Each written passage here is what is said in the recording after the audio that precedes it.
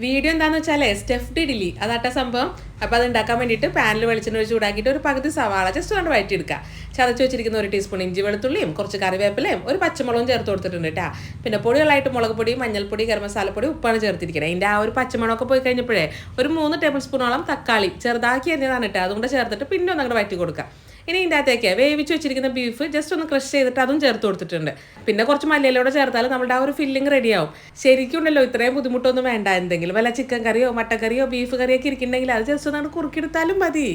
ഇനി നമുക്കേ ഇടിയപ്പച്ചമ്പ് എടുത്തിട്ട് അതിൻ്റെ അകത്തേക്ക് ഉണ്ടല്ലോ വാഴലയാണ് വെച്ച് കൊടുത്തിരിക്കുന്നത്. അത് പിന്നെ അറിയാലോ, നാട്ടിൽ വരുമ്പോൾ എന്തായാലും വാഴല കൊണ്ടിട്ടുള്ളൊരു ആഘോഷമായിരിക്കും അത്. അതിൻ്റെ അകത്തേക്ക് നമ്മളുടെ ഈ ഒരു ഫില്ലിങ് വെച്ച് കൊടുക്കുക. പിന്നെ ഇഡ്ഡലിയുടെ മാവാട്ടാ ഒഴിച്ചു കൊടുത്തിരിക്കുന്നത്. ഇഡ്ഡലിയുടെ മാവെന്ന് പ്രത്യേകം പറഞ്ഞത് ഒരു ഇത്തിരി കട്ടി വേണമല്ലോ മാവിന്, അതുകൊണ്ടാട്ടാ. അത് ജസ്റ്റ് ഈ ഒരു ഫില്ലിങ്ങിൻ്റെ മുകളിൽ അങ്ങോട്ട് വെച്ച് കൊടുത്തിട്ട് പിന്നെ അടച്ചു വെച്ചിട്ട് നമുക്ക് ആവിയിൽ വേവിച്ചെടുക്കാം.